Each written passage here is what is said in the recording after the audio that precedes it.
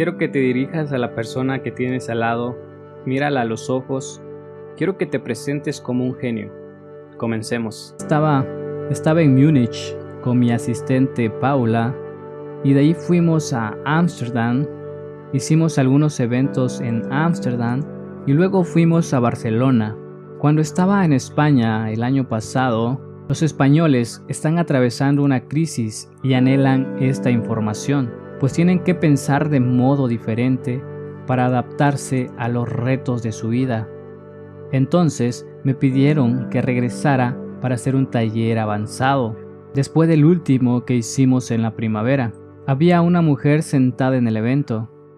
La reconocí porque la había visto en Nueva York. Había viajado a Nueva York a un evento que hice y quería venir a España. Cuando me iba, se me acercó y me dijo: me curé sola de cáncer haciendo el trabajo interior. Le dije: envíanos un email con tu historia y la leeré. Y sabes, me encanta leer esas historias porque es retroalimentación a lo que hago y la razón de que siga haciéndolo.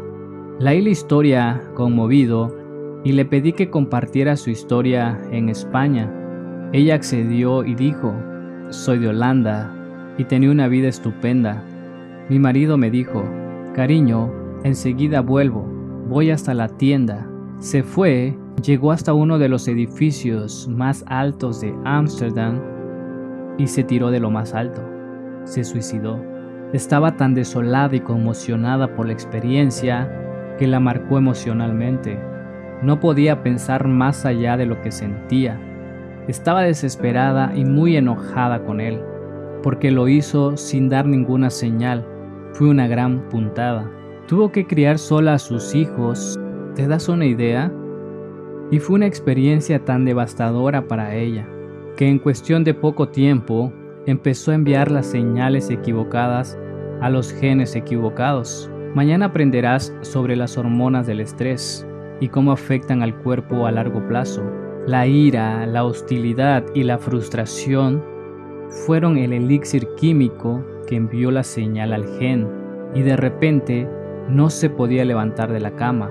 Sentía dolor en todo el cuerpo y estuvo en la cama durante meses. No se podía levantar. Los médicos no sabían qué diagnóstico darle, excepto neuritis. Pero no podía caminar, no podía hacer nada, así que perdió su trabajo. Ella era terapeuta. Perdió su trabajo, no podía hacer nada. No podía vivir, su madre apenas tenía dinero. Y ahora tenía que criar a sus hijos y no podía salir de la cama para hacerlo. ¿Te das una idea? Su vida se derrumbaba rápidamente. Ella viene, lee el libro y empieza a hacer las meditaciones. Y en poco tiempo puede moverse un poco más. Pero de pronto empieza a tener enormes heridas en la boca, grandes llagas. De hecho, en todas sus membranas mucosas. No solo en la boca, sino en la vagina, en el ano y en las células escamosas, todas las células cutáneas del cuerpo. Y ahora el dolor es insoportable, porque ese tejido es muy sensible. ¿Me sigues? ¿Sabes qué le pasa después? Todavía estaba enojada con su marido, todavía es víctima de esa experiencia y contrae cáncer de esófago. Y ahora es muy consciente de que tiene que cambiar. Y esto lo contó en Barcelona.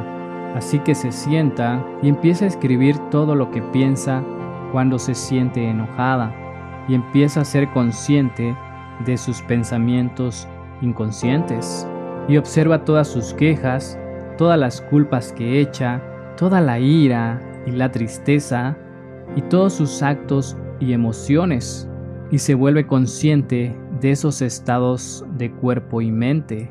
Y todos los días observa el antiguo yo y lo entrega a una mente superior. Y tomó la decisión de que no iba a levantarse de su meditación ningún día hasta estar enamorada de la vida. Ahora razona conmigo.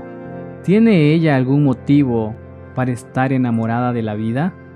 Para el que no es materialista, sí.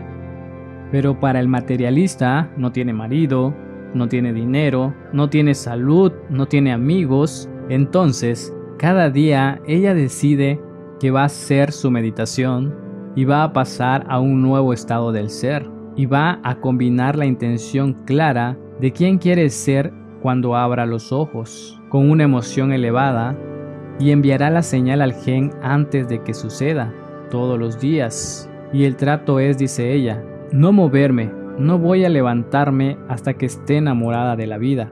Está cruzando el río, ¿verdad? Decidió que no le iba a decir a nadie que tenía cáncer, salvo a su madre. Nunca lo mencionó, nunca habló del tema, no creó una identidad alrededor de eso, y todos los días cruzaba el río del cambio. Y durante un año me dijo que no dejó de hacerlo ni un solo día. Era lo más importante de su vida.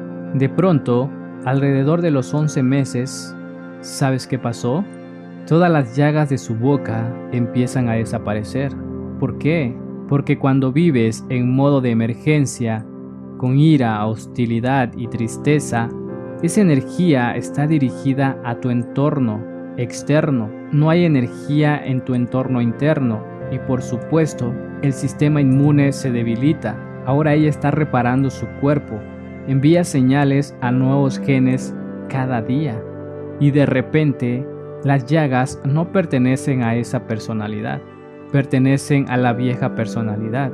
En cuestión de poco tiempo se da cuenta de pronto de que se siente mucho mejor y un año después visita al doctor y no hay ninguna señal del cáncer en su cuerpo, nada. Un poco de tejido de cicatriz en su esófago, pero ninguna herida, ningún cáncer. Tiene un nuevo novio o un nuevo marido, ¿verdad, Paula? Un nuevo marido, una nueva vida. Literalmente descartó su pasado, volvió a nacer en la misma vida. ¿Crees que eso es posible? El proceso de cambio requiere desaprender y reaprender. Requiere dejar el hábito de ser el antiguo yo y reinventar un nuevo yo. Requiere podar conexiones sinápticas, y lo verás en imágenes en el próximo video, y formar nuevas conexiones. Requiere desmemorizar emociones almacenadas en el cuerpo y reacondicionar al cuerpo a una nueva mente y a una nueva emoción. Requiere dejar de enviar las mismas viejas señales a los mismos genes y enviar nuevas señales a nuevos genes. Requiere desprogramar y reprogramar, perder tu mente y crear una nueva. Podríamos decir, quitar tu energía del pasado y ponerla en el futuro. ¿Me sigues?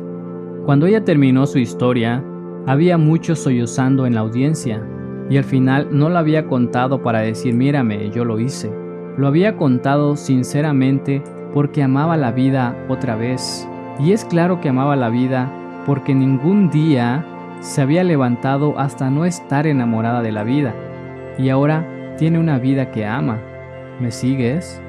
Ya no es un concepto filosófico para ella, es una realidad cierta. La palabra meditación significa conocer algo. Cuando conoces tus pensamientos inconscientes, tus conductas inconscientes y tus emociones inconscientes, y te resultan conocidas, te conoces a ti mismo. Eso significa que ya no eres el programa, sino que eres la conciencia que observa el programa. Y si pudieras decidir todos los días quién quieres ser cuando abras los ojos y repasas los pensamientos que tendrás, las conductas y las actitudes que demostrarás, de cómo vivirás ese día, y le enseñas emocionalmente a tu cuerpo qué sensación produce la nobleza, qué sensación produce el poder personal, qué sensación produce ser invencible, qué sensación produce la fortaleza y el valor, y le envías la señal al gen antes de que llegue la experiencia, y te levantas enamorado de la vida, y lo sigues practicando, estás activando y conectando esos circuitos en tu cerebro. Y si lo sigues haciendo, se volverá habitual para ti.